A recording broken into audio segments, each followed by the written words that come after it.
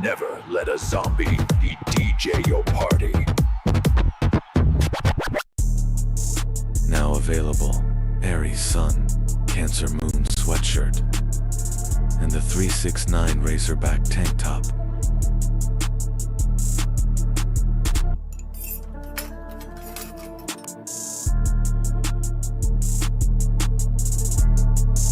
Cardology is an ancient metaphysical science based on the 52 playing cards. It reveals your energetic blueprint, your life path, and the patterns you're here to experience through the alignment of cards, numbers, and planetary cycles. Today's card is the Two of Clubs. This card represents communication, mental connection, and the fear of being misunderstood. It brings the energy of dialogue, debate, and the pressure to always be right. People connected to this card often seek clarity through conversation, but may struggle with fear, overthinking, or arguments when their confidence is shaken. The Two of Clubs teaches us to speak with truth, not fear, and to use our voice to connect, not compete. Want a cardology reading? Contact 369 Dimension Readings at 369dimensionreadings@gmail.com and get a yearly spread reading starting at $150. Send your current age and birthday and receive a PDF file with your full yearly spread, separated by each planetary period for one whole year. Want to know your birth card? Leave your age and birthday in the comments section.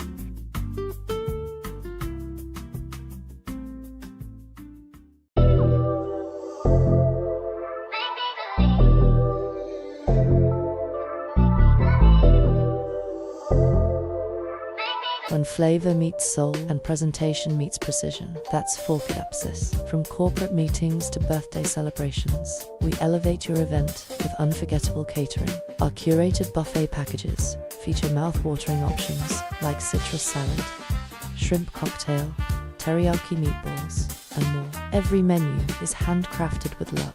Choose from braised beef, seafood boils, Parmesan asparagus, and signature Southern-style dishes. Top it off with decadent desserts like banana pudding, peach cobbler, and vanilla creme brulee, served in mason jars, ready to impress your guests. Email forkitupsis@gmail.com or call 706-837-8055.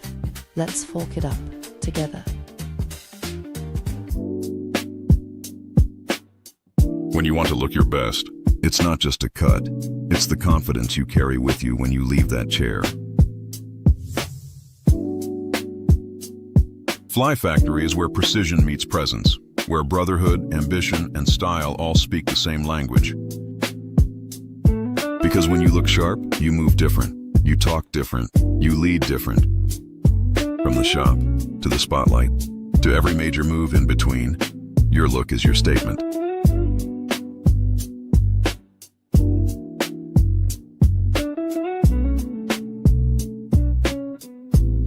Look 10 years younger, man. My wife is gonna love this.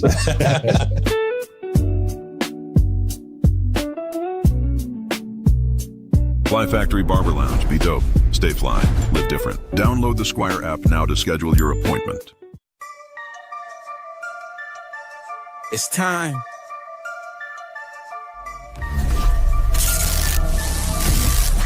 Let's crank it.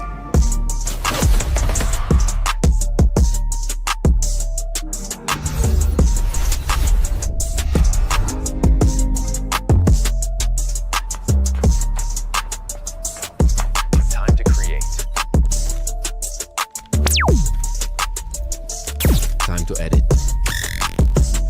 Signal confirmed. Let's shake the block.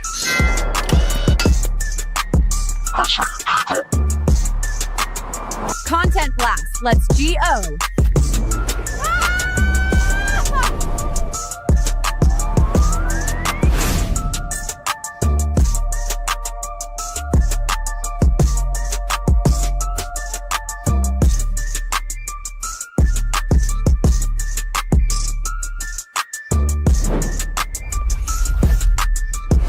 Three, 6, 9, admin group. Content is power. Is your music registered and royalties tracked?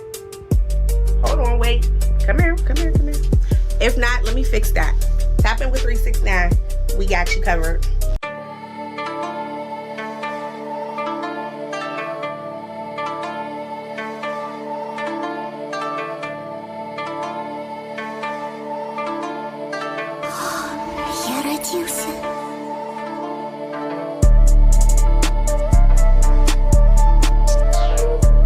want to take your music or content creation to the next level?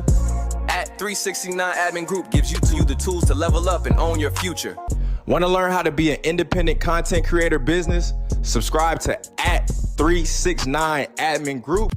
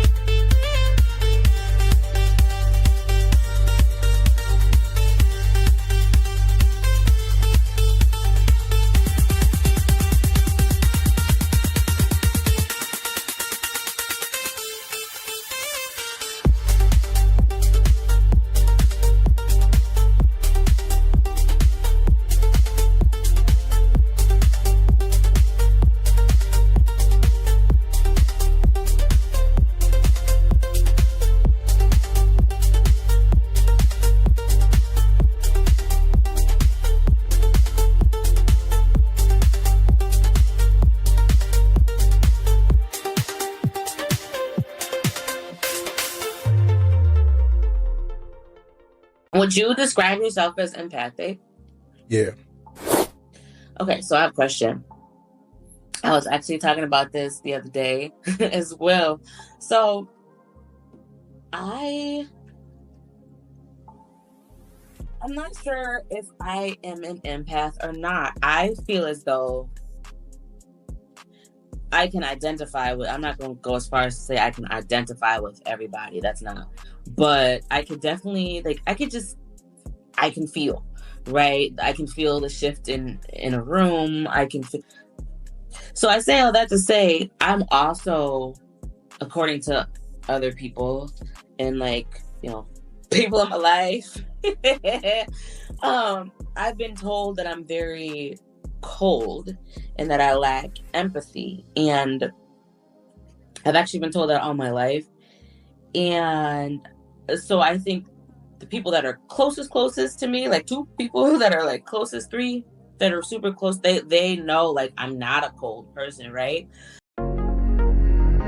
Watch Putting Things into Context on YouTube at 369 Dimension Readings.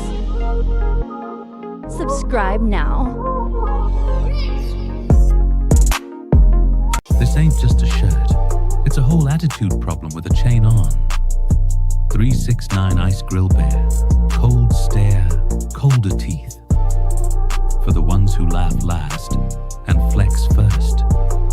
Wear it like you mean it, or don't wear it at all.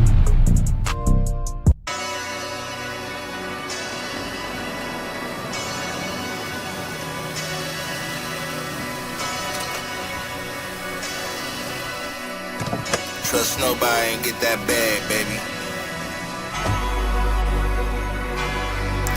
Hey. Hey. Hey. Ice, water, wrists, I go stupid in this bitch. Turned up to the max, I go goofy in a bitch. Pipe that shit down, I go crazy with the switch. Cream, get the money, feeling like a money mix. Ice, water, wrist, baby, ice, water, wrist.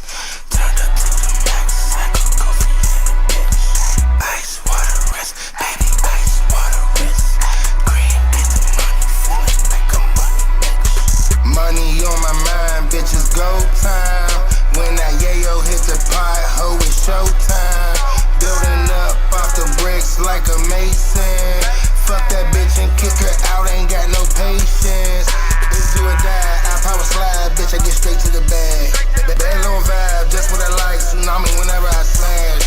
Too much weight, need a new scale, caught out the digital dash. Yeah, if you weren't, I'm coming with smoke, look what it out is your ass. Big flex, big dog, flex hard, drip drop. Bad bitch on top, make the pussy beatbox. Knock baby out of socks, boy I'm slick as a fox. Got her silk like a mop, BSG up top. Ice, water, wrists, I go stupid in this bitch.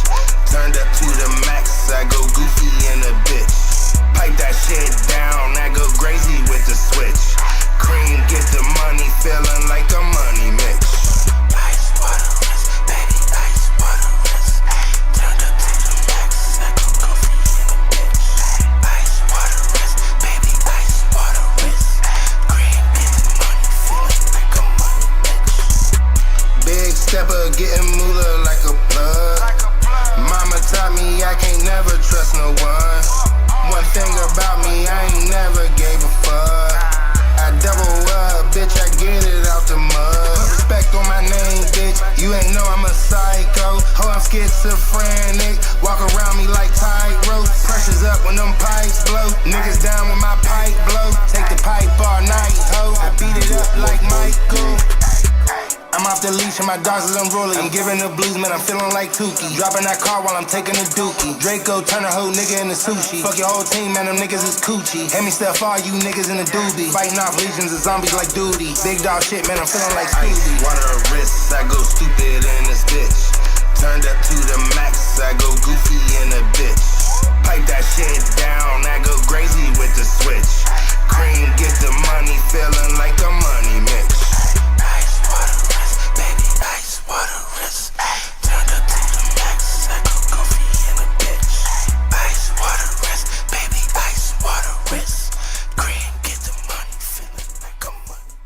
collabing with brands or creators?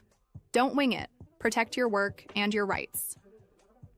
Scan the QR code now to download your Content Creator Collab Pack, full of professional contracts and agreements made just for creators. Whether you're filming, editing, or promoting, cover your bases like a pro. Tap in, lock it down, create with confidence. Not today. Don't be that person in the gym messing it up for everybody. Keep it fresh and clean, or else I'm gonna point you out with this shirt. Click the link in the description or scan the code now. Do you have friends from New York, but you can't stand their attitude? I'm just saying, if the slice ain't folded, it ain't real pizza, feel me? Ask your doctor about New Normal. Just saying, if you ain't had a bacon, egg, and cheese from the corner, you don't even know breakfast. Ask your doctor about New Normal. Clinically proven to dial down the extra. Now I feel normal. Side effects may include no more Timberland boots, no more Carhartt vests, no more backward fitted caps, reduced audio volume, and a sudden urge to tuck in your shirt.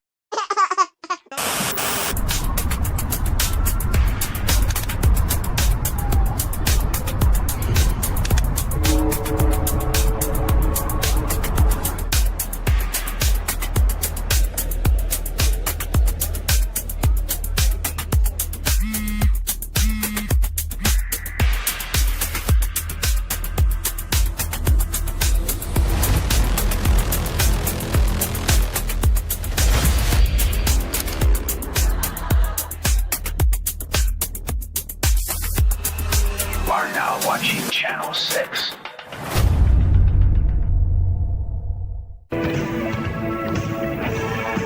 Just need a little energy before the big game. Busted, coach! Got him! Remember, kids, say no to crack. This wasn't on the tape yesterday. They never wanted us to know. Think you've seen it all? That's again.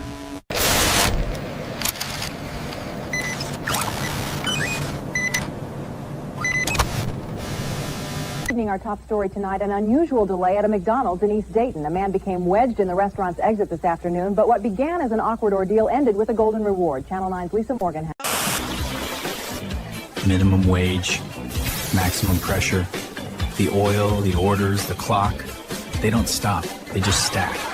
And you start wondering who's cooking who. Take the damn burger!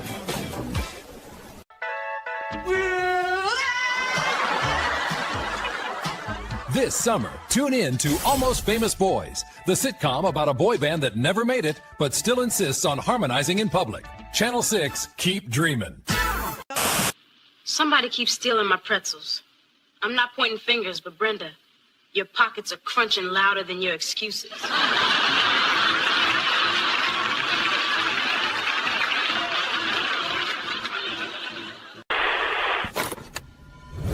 This wasn't on the tape yesterday. Think you've seen it all? Think again. That's Amazing dives deep into the mysteries everyone else avoids. Channel 6, where curiosity gets weird. All right, contestants, for 10 points, what sound does a squirrel make when it overdrafts its checking account? Squeaky panic noise. Probably. The judges have no idea. From Noco Toys, it's the all-new Shell-Shock Dad action figure and two-story home playset. Check out a cigarette! Fully articulated with a weary 1,000-yard stare and accessories that really fit in his hands. Whoa! There's a secret basement! Slide back the attic hatch and reveal the hidden torture chamber, complete with chain, shackle... Meet the crew of Roommates and Heartaches, where 6 adults share one apartment and 0 decision-making skills. They're not taking us to the meadow, are they? No, little one. This place, it's the end. Not if we move now. You out of your cotton-picking mind? There's guards! There's a door! Then let's run!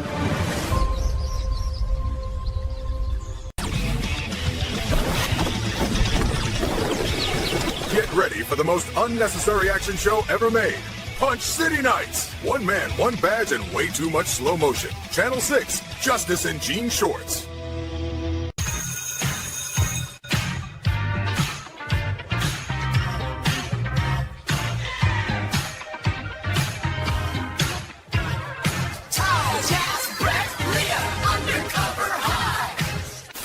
Tonight, the Undercover High team joins us live.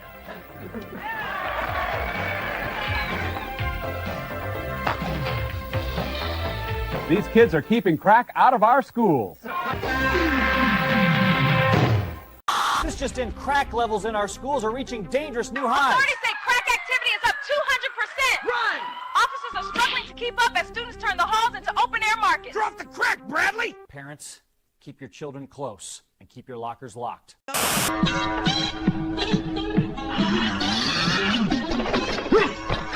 Your dragon claws are dull, Gas Dragon. We'll see who's dull. Come on, then. Let's dance. I can dance! Gas Dragon, your zone ends tonight. Your steps are sloppy.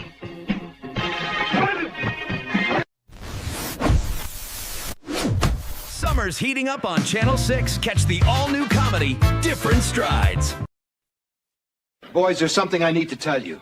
I'm not your real father. You're adopted. When life takes a turn, make it tasty. Long John Silver's. Fresh caught flavor, crunchy golden batter, and prices any family can sail with. Long John Silver. I'm at the wheel, Spark Brains. I got steadier fingers than any of you. Your fingers are hydraulic noodles. Hey, the captain's chair likes me best. Ask the chair. Everyone's too bent to steer. Give me. Back off, bud. Give me the wheel. It's mine. Autopilot engaged. Huh? Oh, that's nicer. Summer's heating up on Channel 6. Catch the all-new comedy, Different Strides. Stay in the mix with Channel 6. Ты не знаешь, что значит выживать, пока не прошел через пятничный вечер на кассе.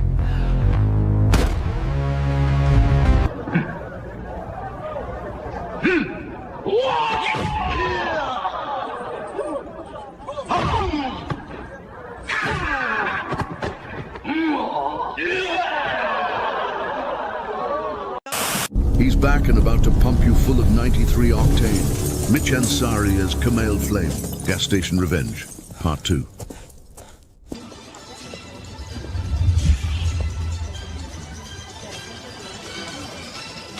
Miss Keisha, the rent is overdue. It's time to collect. Come and get it. Ha! Then you better hold your breath, Gas Dragon. Your feet are slippery, but my claws are sharp. Then cut me if you can. 2 rice patties, no fries, no drinks. Honorable payment. And sweet prophecy.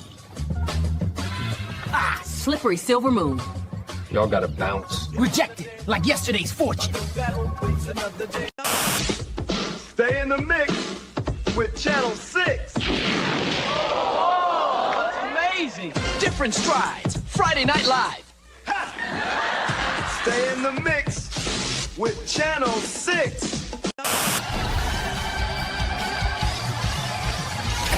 Not today. Don't miss Undercover High, Fridays at 8, 7 Central, only on Channel 6.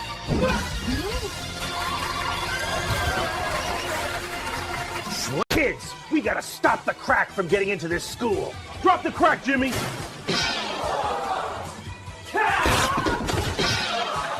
Art class is canceled. Undercover High, Fridays at 8, 7 Central. Stay creative.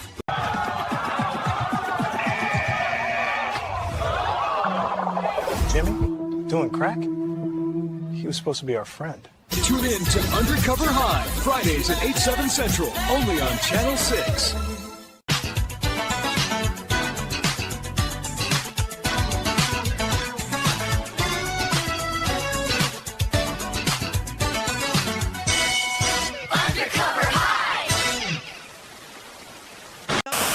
Like the biggest thing, bro, like, oh, this is the part I like, you know what I'm saying, the stems, like, then FL never had that, so that means, like, you know how we had those samples that had drums in there, you just want like that the string out of it, like it can kind of break it down and just pull it out.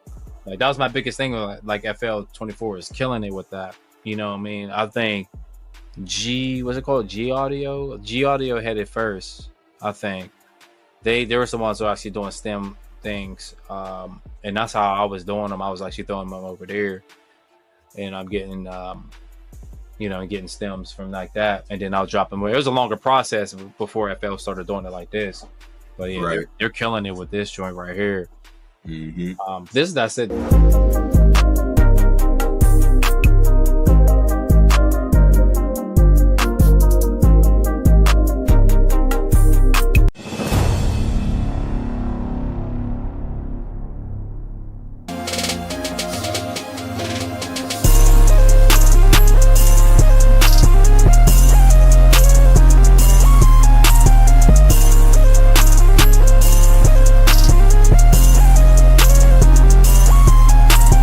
Disclaimer: the following video is strictly for entertainment purposes.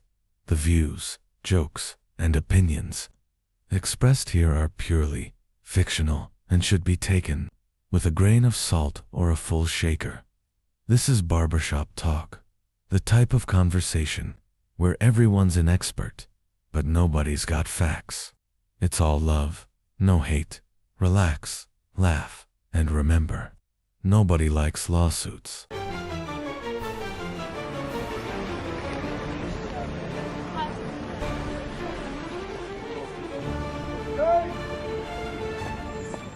Man, why Drake snitching on Braun, man? Hey, Drake, wow, man.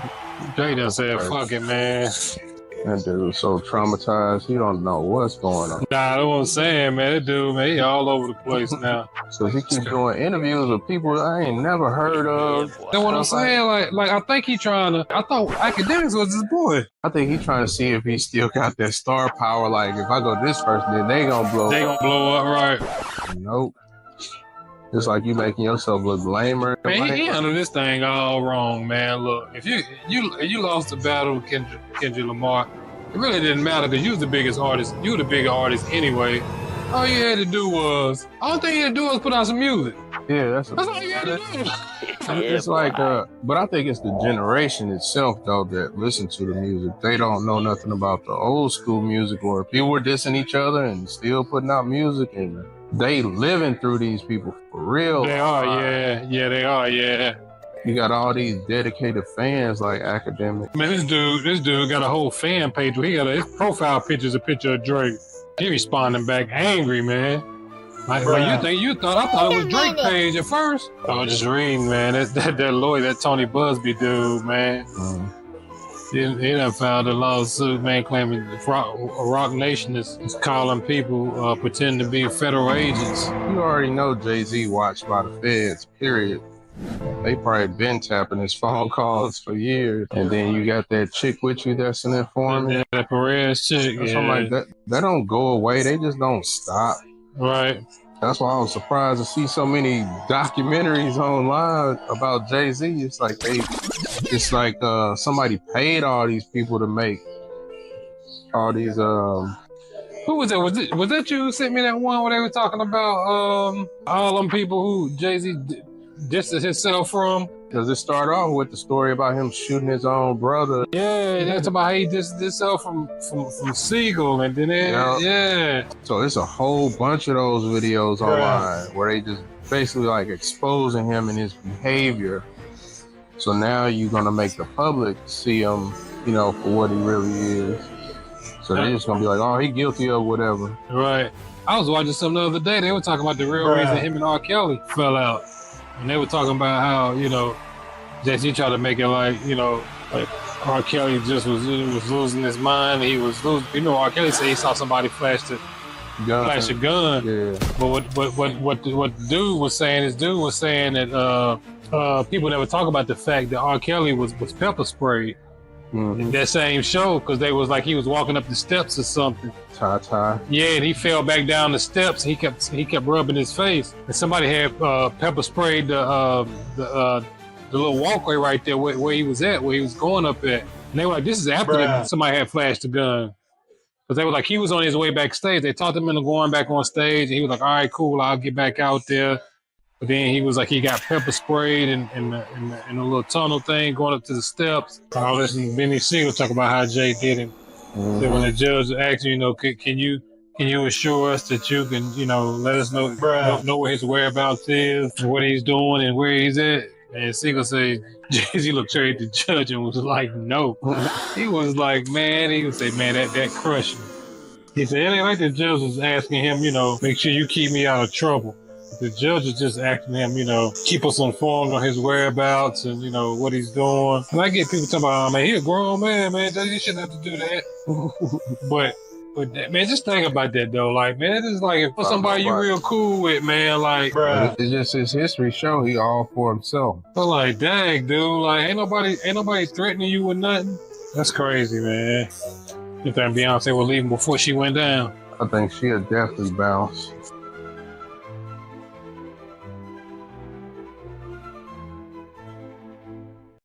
Champion dreams, riding through the night, duck low, move right on the stadium lights. Champion dreams, brighter than gold.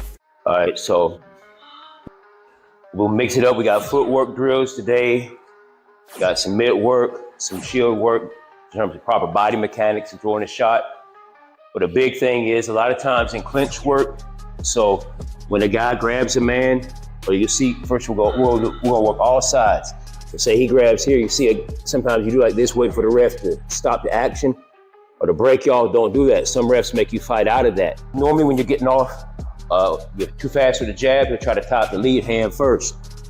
So if he tries to tie up the lead hand first, you give it to him, you pull him to you, so that way his body's a shield to you. His hand right here, I know that can drop down into an uppercut, so I want to keep control of that joint right there.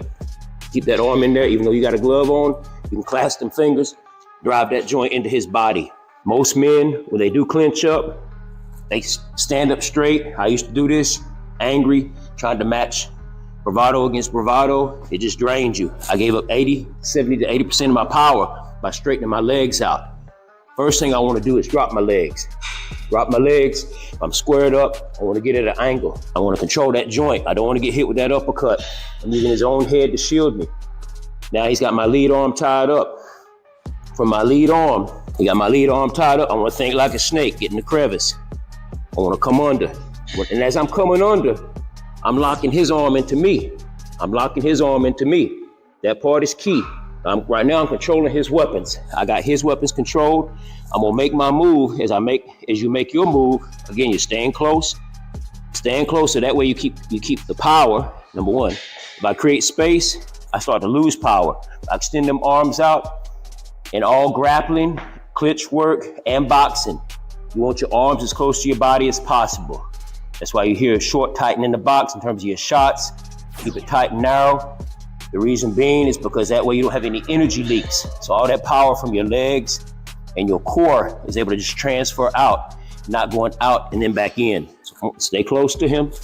My body, my elbows close to me. Now, he can hit me one or two ways. I got this arm tied up, so he can't get the uppercut off. As a fighter, you want to always think, what can he do to me? Then what I'm going to do to him. That's like the police. They go in, they take cover. SWAT, they take cover. The military, they take cover. So think shields and swords in that order. Think feminine first, then masculine, yin and yang. Feminine means I'm receiving you, and I'm controlling it. I'm controlling it. I'm acknowledging everything you can do to me, you can put on me. And once I'm like this right here, I got that arm tied up. If he were to drop down to hit my body, I got it tied up, say I let it off. I'm still on the inside. Now I come up and catch him. I'm inside the shot. He can't get my body. Or if he tries to go over the top with the hook, he steps over. I got it tied up. He can't go nowhere. If he's strong, he could be stronger than me. He gets let loose. I want to raise that elbow up. And now I got me a shield. He drops my body. I'm right here. Boom. See, I'm keeping hold of that. That way you're controlling your man. Because like I said, some refs will break the action. And then some will say, fight out of it. And most men, amateurs and pros, because we're not taught. You know what I mean? Or they'll tell you, fight out of it. And you're thinking, I don't know how to fight out of it. So we do stuff like this. Right? Little rabbit punches and stuff. Not really knowing how to jockey for position and everything. If I wanted to just get out of there, keep him close to me, keep him close. Right here, put the hand right down. Might have to get this right here. Put the hand. Everything is about joint manipulation. Right here on this hip flexor. Now, once I do that, Now I got him off balance. Now come in. Get out whenever I want to escape, drop low, angle off. Never back out tall. He's already gonna be mad. We'll try that first, lead arm tie up. So lead arm tie up? Yeah. Control it, yeah. First thing we're doing, we disarming him. Especially that right hand. I always think, don't let him get the gun out the holster. He can have a 9mm, but if he can't get it out the holster, he have a badass over there right. So if you don't do anything, all I gotta do is put my hand right here on the shoulder, right? Yeah, angle yourself. Yep, angle yourself, yep. All right. Yep. When you're angling yourself, making yourself a smaller target. Remember when we first tie up, if y'all notice, I drop my weight, sitting to your hip, I turn myself. Once, I gotta get power from my thighs, from your legs. Your legs are the strongest muscle on your body. You know what I'm saying? Even to a man who thinks he's got skinny legs, your legs are still the strongest muscle because they've been carrying your body weight all your life. That's 70-80% of your power right there. If he's a real strong man, but sometimes it can happen, and say, I can't get under here. He's super strong. He hold me real firm. I can't get under there. Oh man, now he got me in a predicament. So now I gotta manipulate it from a different standpoint. I wanna always keep this down. Don't be like this. If he pulls his hips out and I'm like this, I need to get in there, okay? Because otherwise he can spin me. You ever see guys spin and then he comes back and hits me, boom. So I wanna shut down that from happening. Like I said, everything in fighting, and you do this in drills, everything is muscle memory.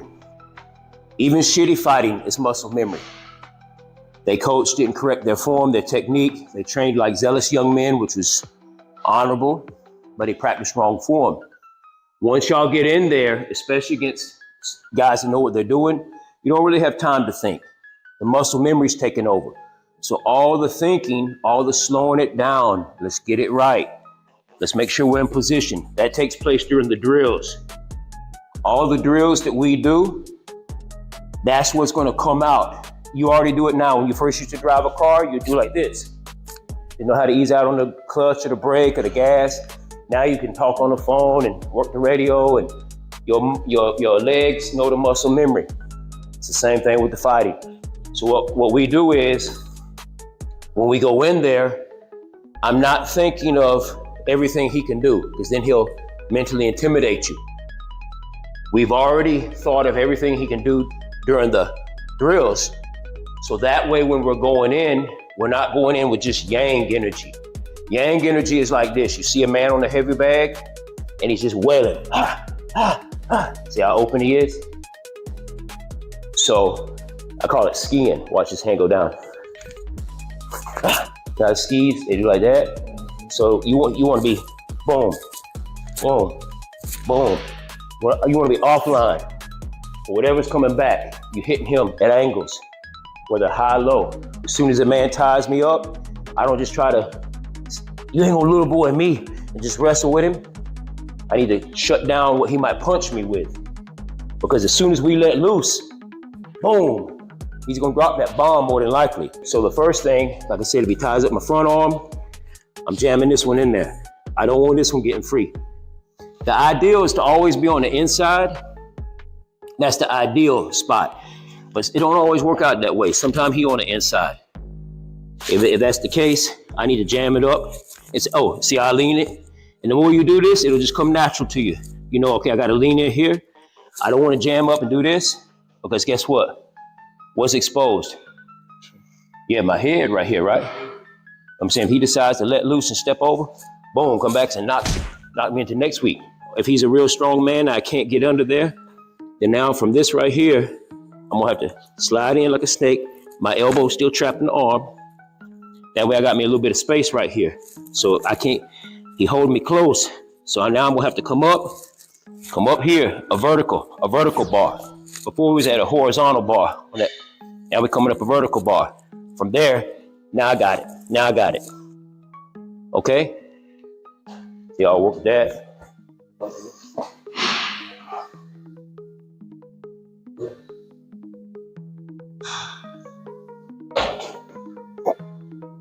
If you let off a shot, stay low, still high. Stay low, boom. Yeah, yep, and then drop low. Yep, stay low and back out at an angle.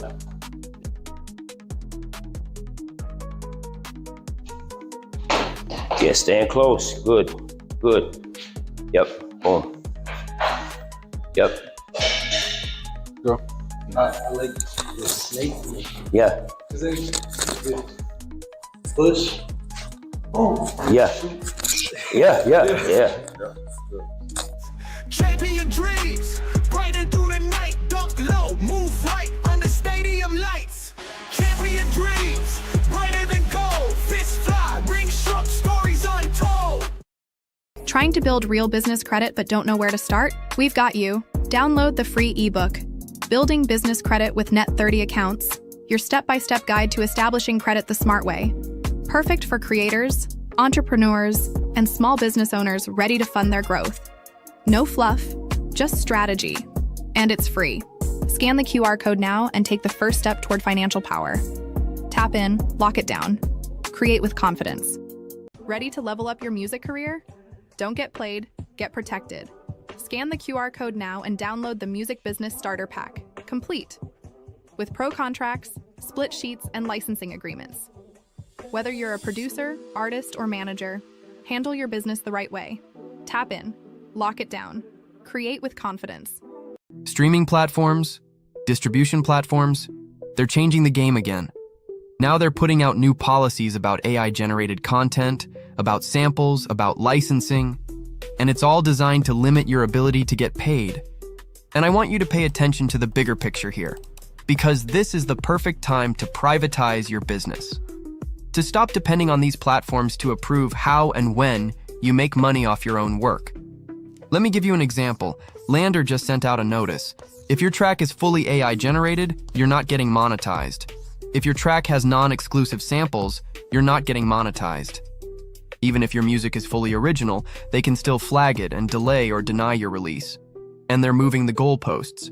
Now they're even charging creators more just to access the basic monetization you use to get by default. Understand this. These companies are not here to protect your business. They're protecting their business. And the more power they give themselves to decide what gets paid and what doesn't, the more they own your income stream. So the question is, why would you build your career inside someone else's system when they can change the rules at any time? This is why I'm telling you, privatize your business now. And I'm not talking about just setting up a simple LLC to look official. I'm talking about building a private LLC, controlling your publishing admin, and running a content creation house where you set the rules, not the DSPs. When you build it private, you don't rely on Spotify to approve your release. You don't rely on YouTube to decide if your track is monetizable.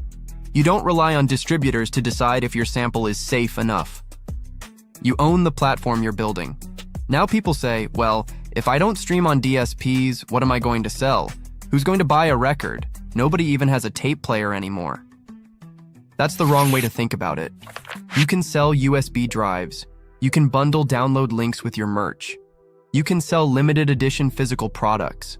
You can run subscription models where people pay monthly to get access to your content, music, merch, behind the scenes, lifestyle products.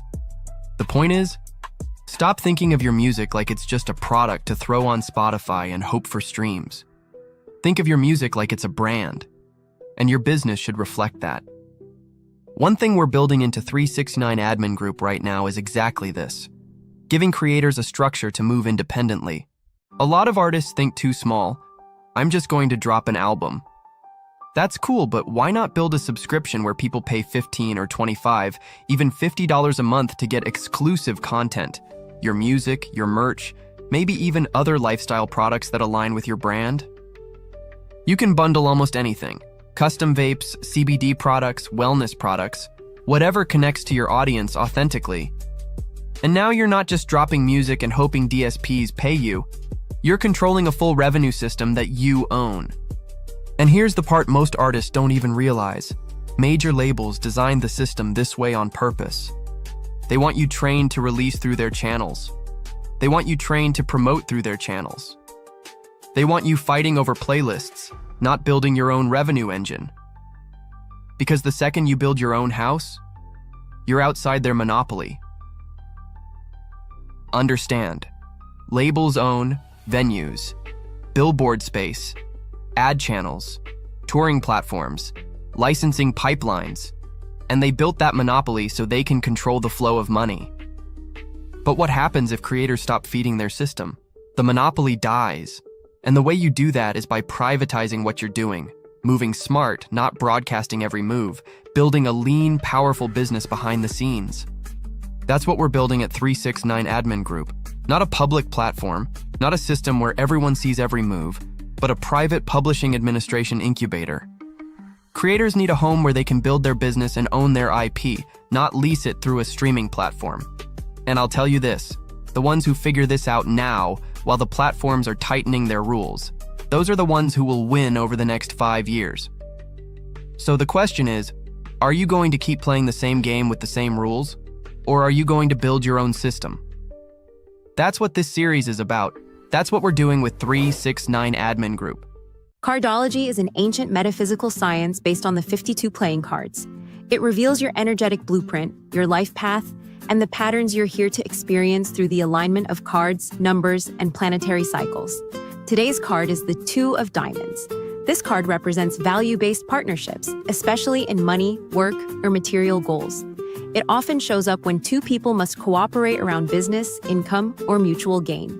People connected to this card may struggle with speaking up when money is involved, or may feel torn between financial security and personal truth. The Two of Diamonds teaches us to value honest exchange and to make agreements that honor both sides. Want a cardology reading? Contact 369 Dimension Readings at 369dimensionreadings@gmail.com and get a yearly spread reading starting at $150. Send your current age and birthday and receive a PDF file with your full yearly spread, separated by each planetary period for 1 whole year. Want to know your birth card? Leave your age and birthday in the comments section.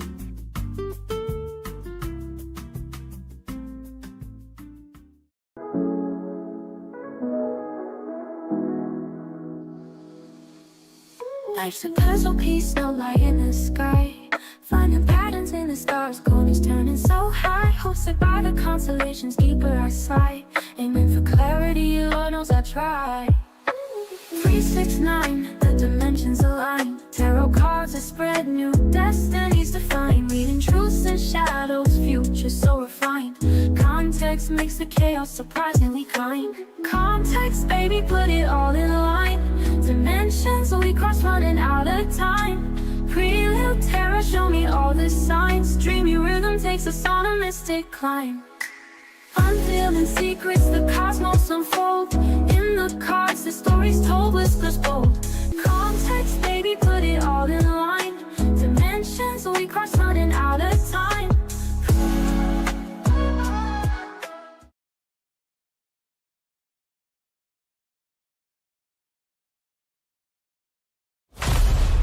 Oh, it go back to that message I sent you. I was like, I got a theory on the astrology chart. What was that? What was the theory? It feels like it's a script, but in order to understand what I'm talking about, you got to watch that movie Westworld. It's like a TV series.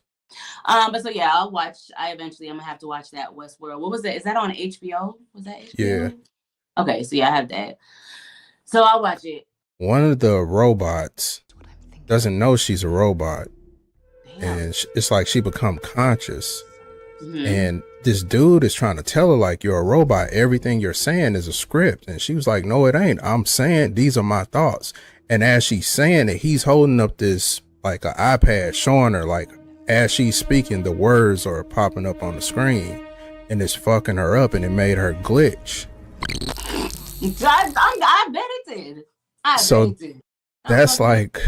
When I looked at my astral chart, I'm just like, that kind of proves my theory, because I believe, like, we project this world. Everything makes sense on purpose. Because I think it changed. I don't think my astral chart state is the same. What do you mean that it changed? Like your birthday changed? Like, what do you mean by that? I think the Mandela effect affects everything. Do you think it affected, like, okay, so can you explain, like, in what way? Like, what do you mean? Okay, so Mandela effect. There's people that remember certain things and other people that don't.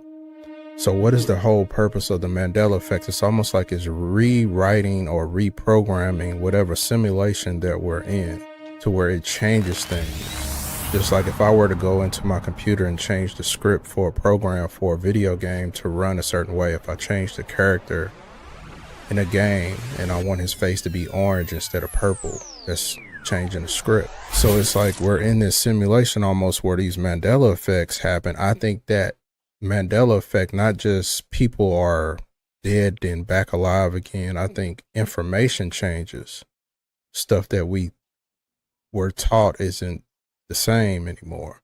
It adapts to whatever the program is. Can I ask you two things? And honestly, we might have already talked about it, but just to refresh my memory, did we talk about, or let me ask you, actually, do you remember Sinbad, like the comedian? Do you remember him passing away? No.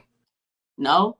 No. Okay, because I do. And then do you remember, I don't know if they had this out when you were a kid, but when I was a kid, they used to have this marshmallow, like, spread, and it was called Jiffy. I know that it was called Jiffy because it was called Jiffy. Like, I remember being a kid looking at the Jiffy, but that's Jif. Do you know what I'm talking about at all? Yeah, because I remember the Jiffy commercials. Okay, so you remember that. And I think I told you about that that space shuttle that exploded. You did. So then let me ask you this. So you think that a program by some other power, the reason why these things are a thing where it's like we can clearly remember the Jiffy, we can clearly remember this, we can clearly remember that, but that's not the case because somebody went in and said backspace, control, alt, delete, something, and then restart. And then if that's the case, like, is this something that happens collectively? Like, we just don't know. We just chilling. We going about our lives and then somehow we get paused for like 3 seconds and then everything reboots, but we don't know? Or like, how does that work? That's how I kind of picture it, but I just know that certain people or certain entities, they can never be programmed. Like, that's a part of this matrix, and that's a part of like governing bodies like the United States. They know that certain people cannot be programmed, no matter what you tell them, no matter what whatever propaganda they make. So I think the certain people that are aware of the glitches and deja vus and all these Mandela effects, I think that's part of the population that can't be programmed all the way or programmed at all. So I think those are the ones that are noticing it, like, okay, something's happening, but it's almost like the background people never really notice it. They just go about their day. You can tell, how you can tell certain people and they just kind of like, oh wow, really? And then they just start talking about, go back into something else. They don't really want to hear what you're talking about at all.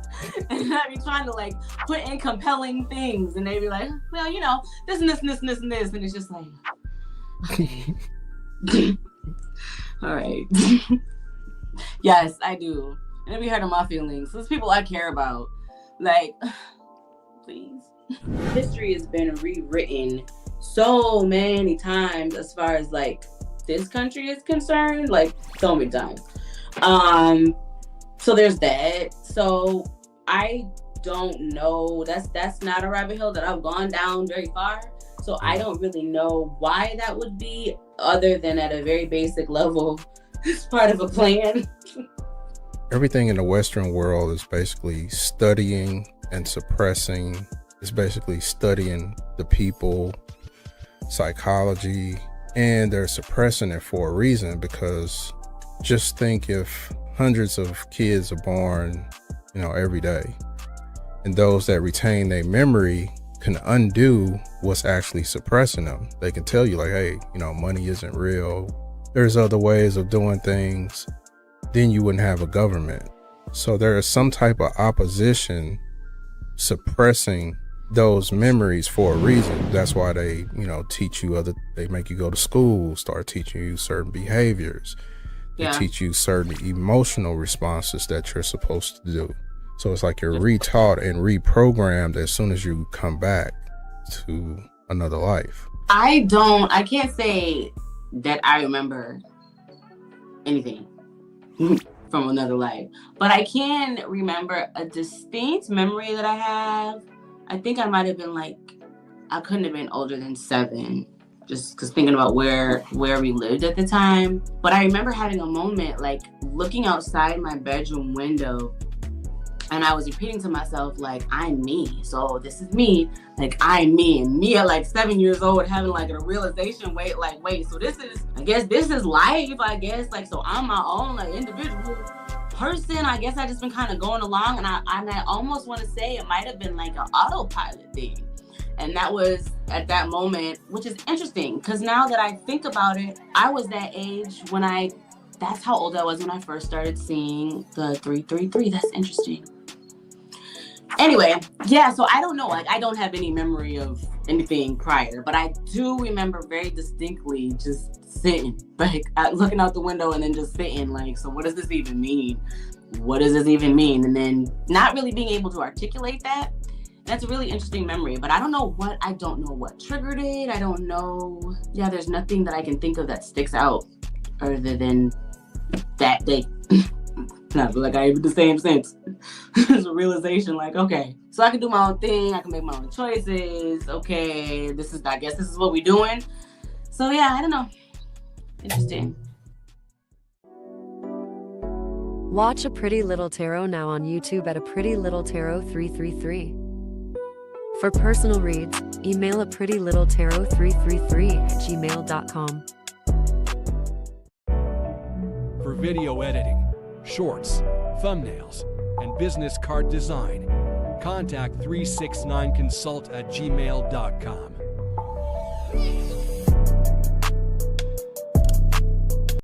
369 Merch.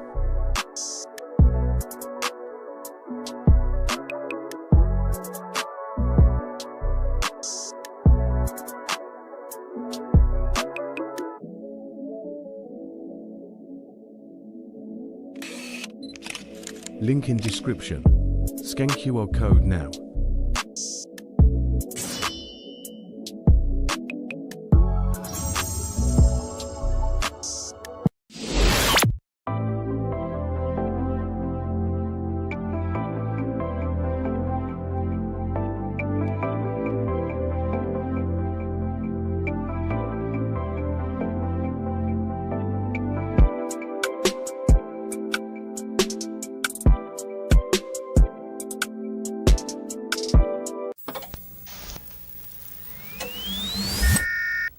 Late at night, I'm scrolling through my feed, looking for something that I really need.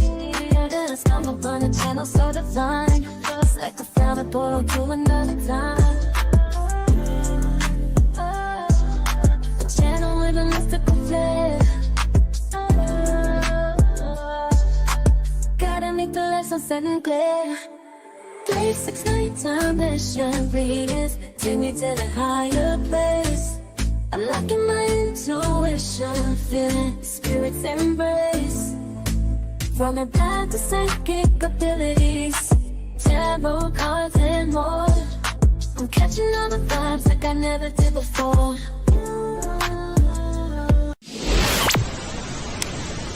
Goodbye.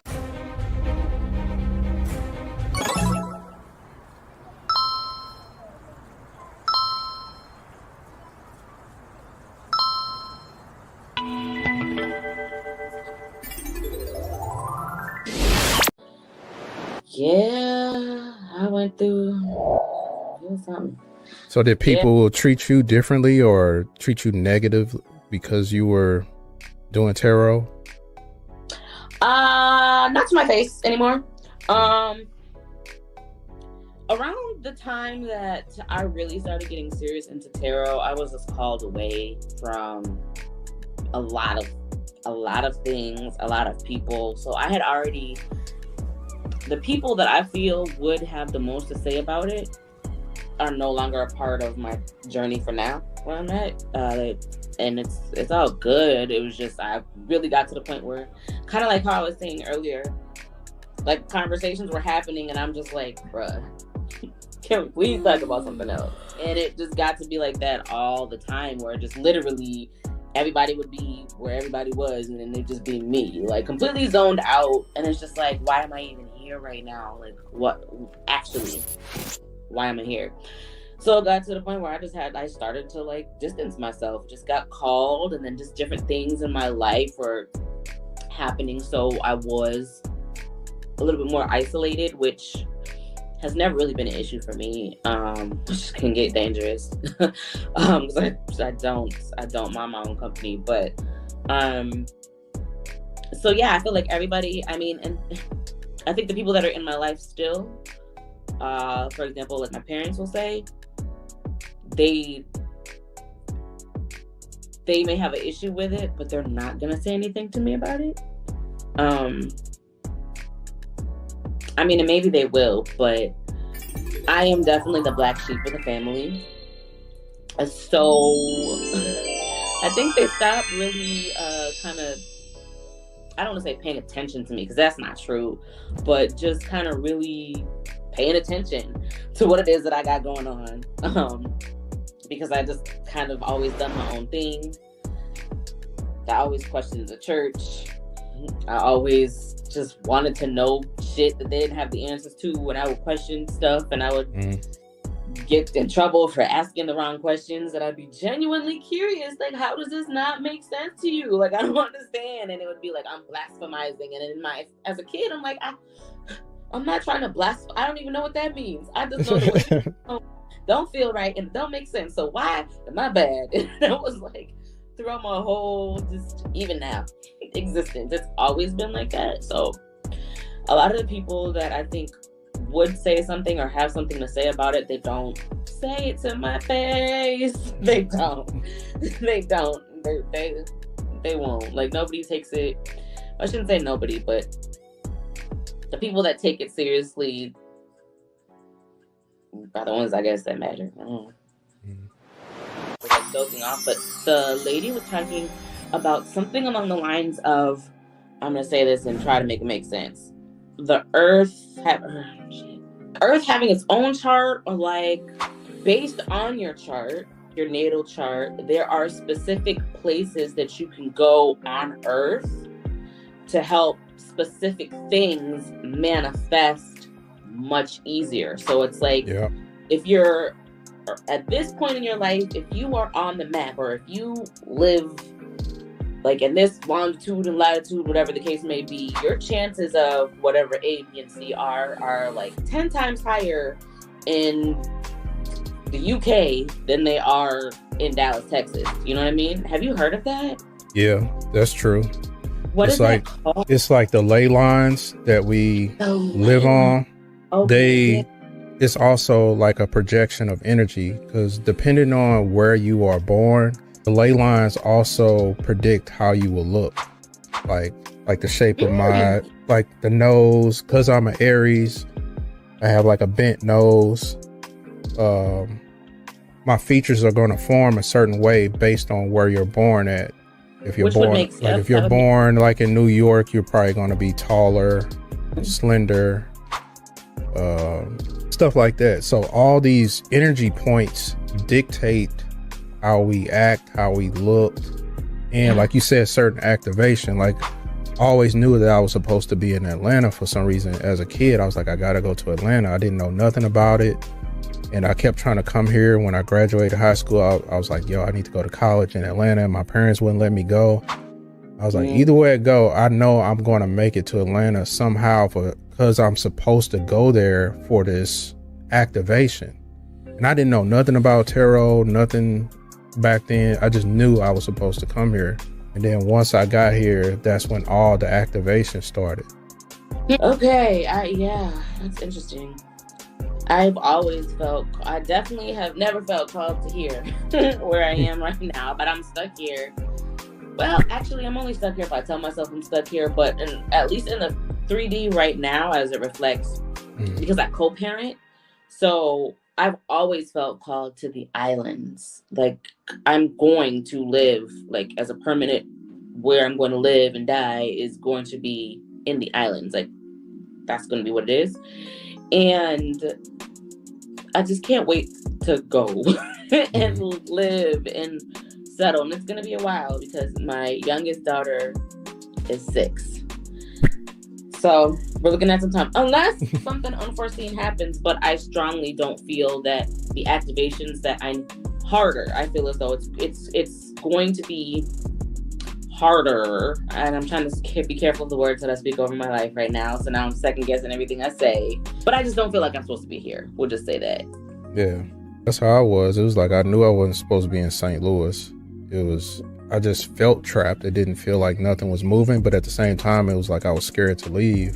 And then everything happened to where I had to leave. It was like I was paralyzed. My job eliminated my position. I lost my house. And then so it's like I had to move to Tennessee to try to get disability and, try to get help. And then from Tennessee, I ended up moving to Georgia. So it's like I didn't try to get here. It's like I just went with the flow and it got me here. And then it was like once I got here, it's like my awareness changed. It was like all the stuff that I used to suppress and didn't talk about, I started talking about more because it was happening more. I was having visions more.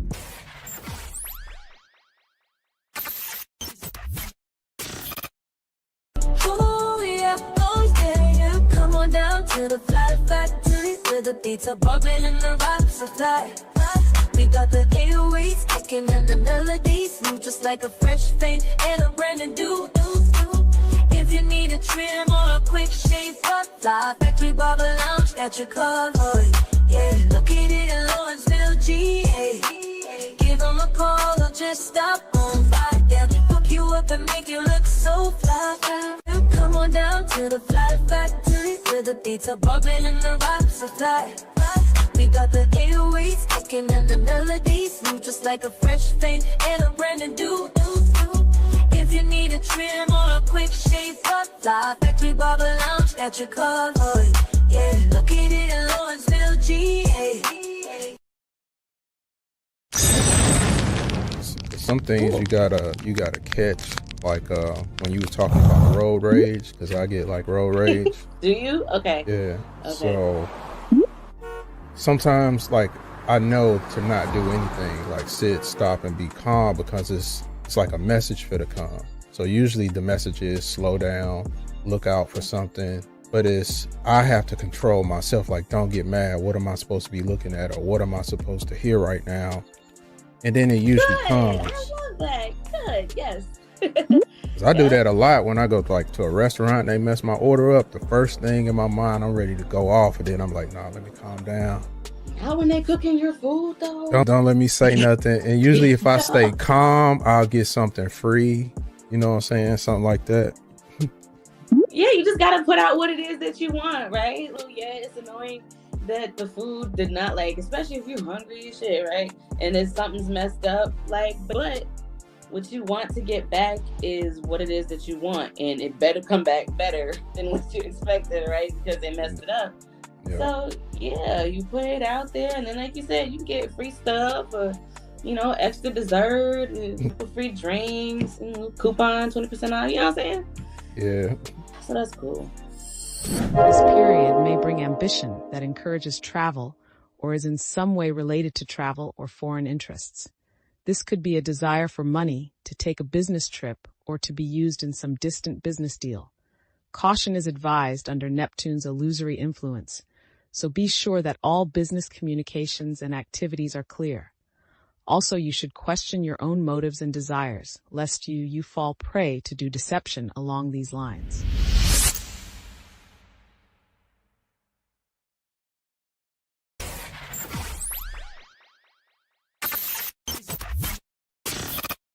Because that was kind of the reason why I suppressed a lot of things, or how I view things.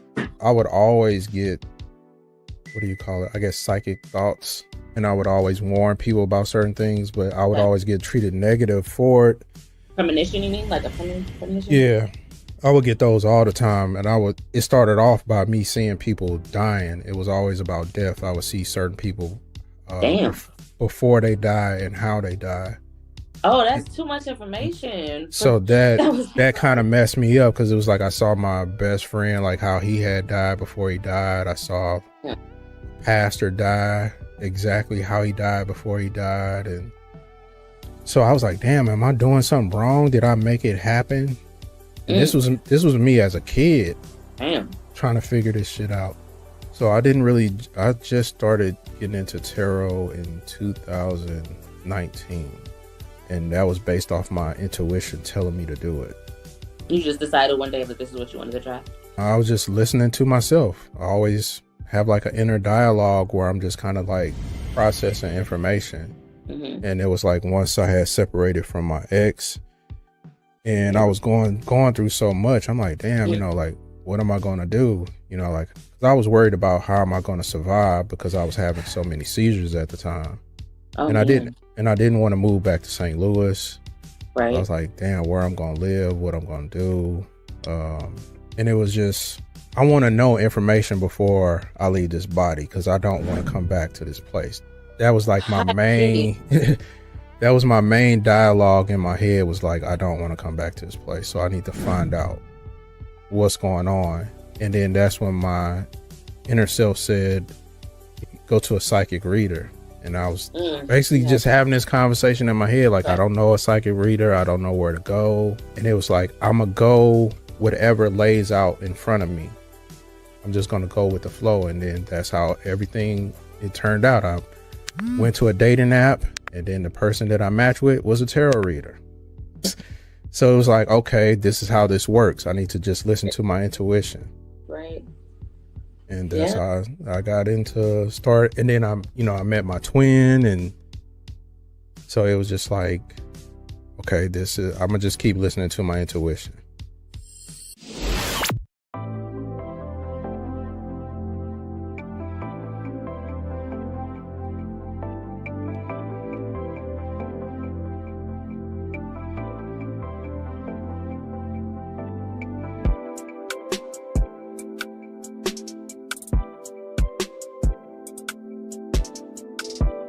You've probably got a deck of cards lying around somewhere, right? 52 cards, 4 suits. We use them for everything, from a quiet game of solitaire to a poker night with friends. But what if I told you their real purpose has nothing to do with games? What if this deck of cards you know so well is actually a key to understanding your past, making sense of your present, and maybe even getting a peek at your future? Well, that is the incredible idea we're going to explore. Because you see, hidden within this simple deck is an ancient, super intricate system, almost like a secret language designed to understand human destiny itself. Now, we're not talking about magic tricks or pulling a rabbit out of a hat here. This is a seriously complex system of knowledge. Some people even trace its roots way back to ancient Egypt, suggesting that the 52 cards are a perfect mirror for the 52 weeks of the year. So, what is this system actually called? Does it have a name? You bet it does. It's called cardology. At its heart, cardology does something pretty amazing. It takes the huge, sometimes kind of overwhelming worlds of astrology and numerology, and it boils them down into something we can all hold in our hands, a standard 52-card deck. It's meant to be a powerful tool for self-discovery that anyone can tap into. This whole idea was really brought into the modern world by a guy named Only Richmond, and he had this fantastic term for it. He said the cards are astromagnetic. He believed they work like little magnets for cosmic energy.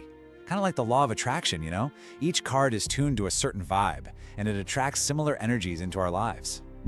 So instead of just seeing a jack of spades, try thinking of it more like a zip file. It's a placeholder, a compact summary of massive amounts of data about our personalities, our karmic patterns, and our unique life journey. It's a way to make the cosmic feel really personal. Okay, so that's the theory, and it's a cool one. But so what? How can you actually do anything with this? How does this become a real, practical tool you can use in your life? Well, first up, it's all about gaining clarity. This system gives you a framework to look back and decode your past, to make sense of all the things that made you who you are. And it also helps you look ahead, to see what energies are coming so you can find the silver lining in pretty much any situation. And it's not just about understanding things. It's about empowering your choices. With a little bit of this foresight, you can navigate obstacles so much better. If you've ever felt stuck in a rut, cardology can help you see the patterns behind it and actually map out a personal game plan for success. And finally, it's about getting that deeper perspective. The cards can help you really align with your life's purpose, you know? They can confirm those little gut feelings you've always had and give you the confidence to see challenges not as roadblocks, but as part of a much bigger, meaningful story. So, how does this work for you? How do you get from a generic deck of cards to your specific life story? Well, it all begins on the day you were born. The way cardology works is that your birthday assigns you what's called a birth card, but that's just card number 1. From there, a personal map of 13 key cards gets laid out. This is called your life spread, and it is your unique blueprint charting out the big themes and cycles of your entire life. And here's a look at how that blueprint unfolds. Each of these key positions in your spread is linked to a planet, and each one represents a 13-year cycle. It all starts with your birth card, which is ruled by the sun. That's your core identity. Then you move into Mercury for your childhood, Venus for your teens and 20s, Mars for your ambition, and so on. It's amazing. This timeline just makes it crystal clear, doesn't it? Each 13-year period is its own distinct chapter. The card you have under Mercury describes your early mental development. Your Venus card shows how you form your values and what you're drawn to. The Mars card reveals how you learn to go after what you want. It's like a complete developmental map of your life.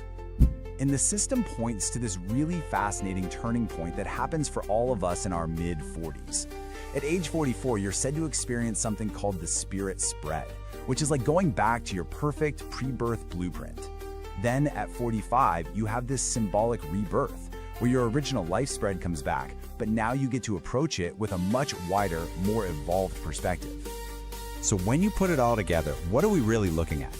It means the deck of cards you've got sitting in a junk drawer. It's so much more than just a toy for entertainment. It's a gateway to a remarkably detailed system of self-knowledge. Cardology gives us this structured, elegant way to explore all the complex, invisible energies that shape our lives, and it does it all through the beautiful simplicity of just 52 cards. And that brings this all right back to you. The whole system says your entire journey, your past, your present, and your future is all encoded in the cards, starting with the day you were born. So the only question left is, what secrets does your birthday hold?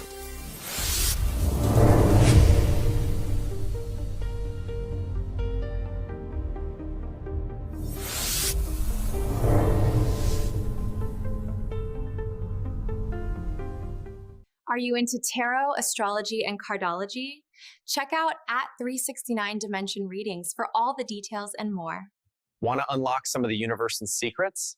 Head over to @369 Dimension Readings on YouTube and subscribe now.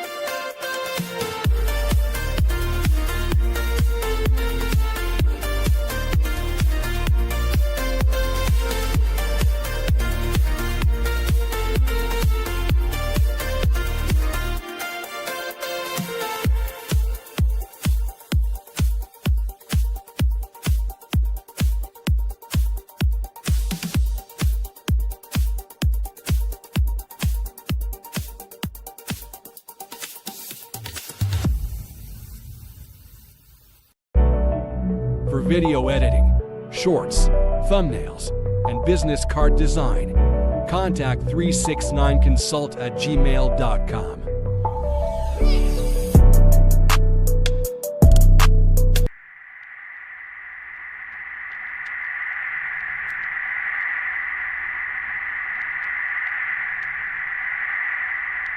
Something strange has been happening in the world of artificial intelligence. Every time I blink, a new video generator appears, a new image model drops, a new prompt language shows up, and suddenly the prompt I learned yesterday is already considered outdated. I've been making AI videos for years, and I feel like the technology is sprinting ahead while I am walking in slow motion. After a while, it starts to feel like a complicated treasure hunt. I keep searching for the best cinematic prompts and the perfect structure, but it seems like the real master prompts are locked up somewhere in Japan or China. People over there are creating visuals that look like entire movie studios built them.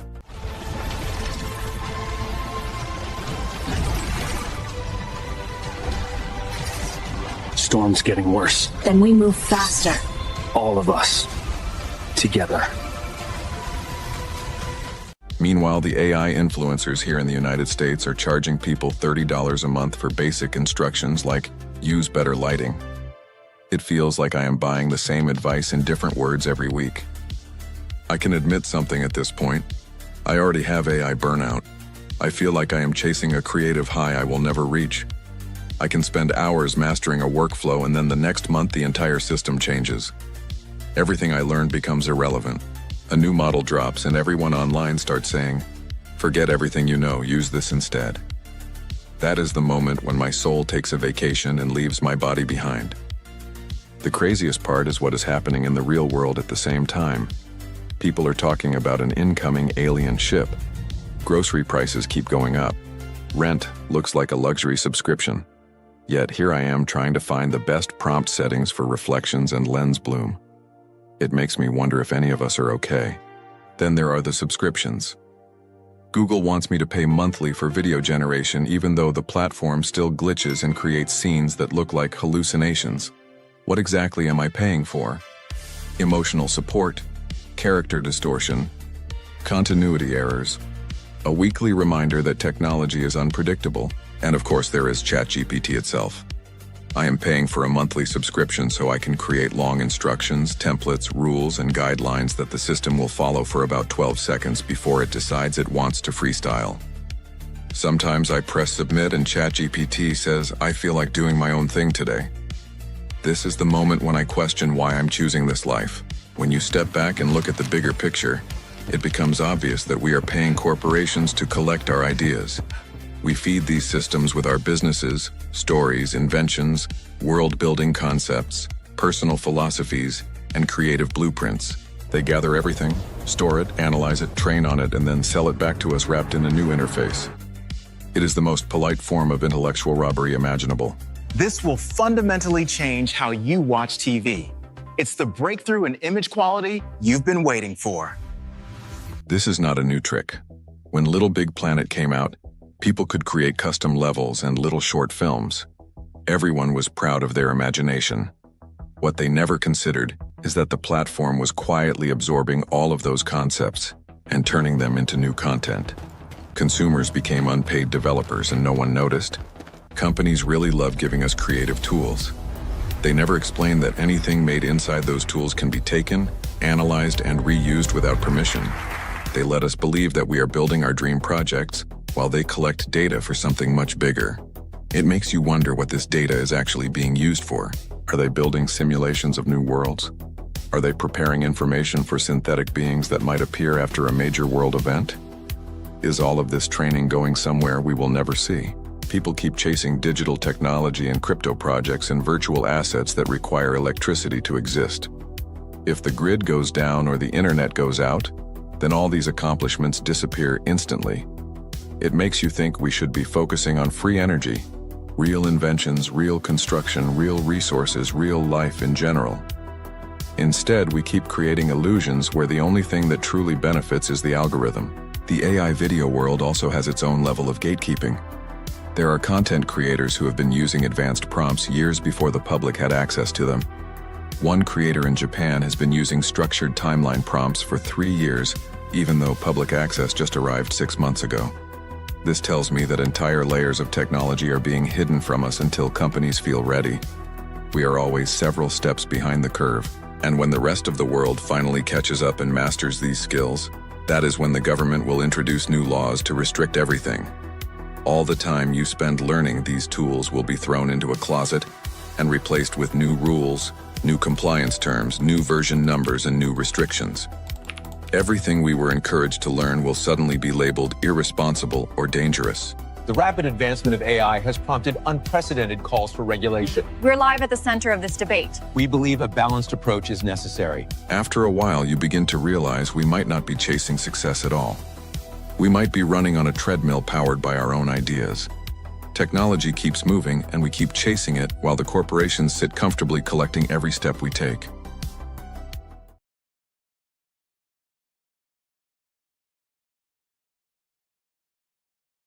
Look, I don't know who needs to hear this, but it is almost 2026 and some of y'all are still trusting Uber Eats like it's a 5-star concierge service.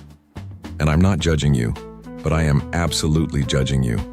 I'm judging you spiritually, emotionally, financially, and nutritionally. Because have you ever actually looked at the people delivering your food? Have you ever taken a second and really observed them like a responsible adult who loves their organs should? And have you ever asked yourself one simple question? Should anything I plan on putting inside my body ever be in their possession first? Because the answer is no. It's always no. It's a universal truth like gravity or the fact that McDonald's Sprite tastes like electricity. Let's talk about the journey your food goes through before it even reaches your lips. First, your meal gets harvested on a field you've never seen, shipped to a processing plant run by 3 people who are already on their last nerve, handled by somebody who definitely sneezed directly into the air hoping nothing important was around. Boxed, frozen, tossed, unboxed, microwaved, grilled, flipped, dropped, picked up again, and then cooked by someone at Chipotle who is 1 burrito away from quitting mid-order. Your food has PTSD before you even click place order. And after all that trauma, you hand it off to a stranger who looks like a side character from a cautionary tale. Let's break down the selection. You got the default Somali driver pulling up in flip-flops, holding your food like it's a side quest he never asked for. You got the default hood dude with half his hair braided and the other half still waiting for the stylist, wearing Crocs that fought in a war nobody won. The default Asian driver who looks like he paused a nap, sighed heavily, grabbed your fries, and mentally promised he would never accept another order. Yet here he is. And of course, the default white driver with stringy wet hair, pale skin, boots that have seen tragedies, and an outfit that screams, "I've been through something I'm not ready to discuss." And these are the people you trust with your dinner. Let's be honest, the inside of their cars look like side missions. Crumbs, wrappers, mystery stains, old receipts, air fresheners that died years ago. And you're in the backseat of your mind thinking, yeah, this guy can definitely protect my pizza safely. Meanwhile, your food is in the backseat losing the will to live. And then, after all this chaos, you're expected to tip. The emotional manipulation in that tip screen should be illegal. You click checkout and suddenly your phone is like, would you like to tip 3, 5 bars, your entire paycheck, your soul? Let's talk about this tip culture real quick, because it's gotten out of hand. Tipping was originally supposed to be optional appreciation. A little thank you for good service. Not a subscription plan, not a tax, not a demand backed by emotional guilt. Not a requirement just so a guy named Dirtbag Daniel in a tank top will hand you your cold fries without attitude. The real problem is the corporations flipped the script. They basically said, hey, instead of us paying our employees a living wage, what if you, the also broke customer, just handed them extra money out of the kindness of your empty pockets? They want the poor tipping the poor. They want broke people supporting slightly broker people. Meanwhile, the corporation is sitting back eating off profits like, this is working perfectly. Imagine going into a store, buying groceries, and the cashier leans forward like, so, you gonna tip me for ringing that up? You know I'm underpaid, right? No, I'm not. I'm barely making it myself. I can't be out here donating like I'm running a charity foundation.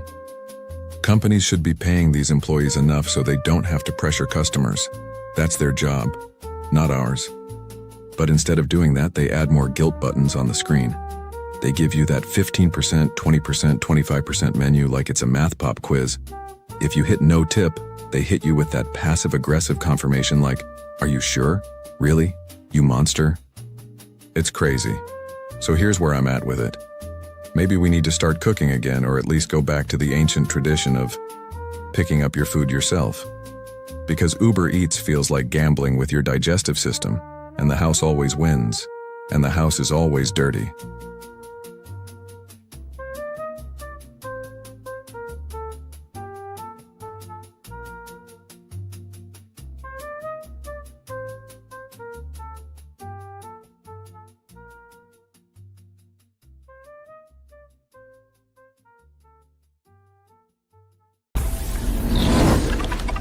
Perimeter's quiet.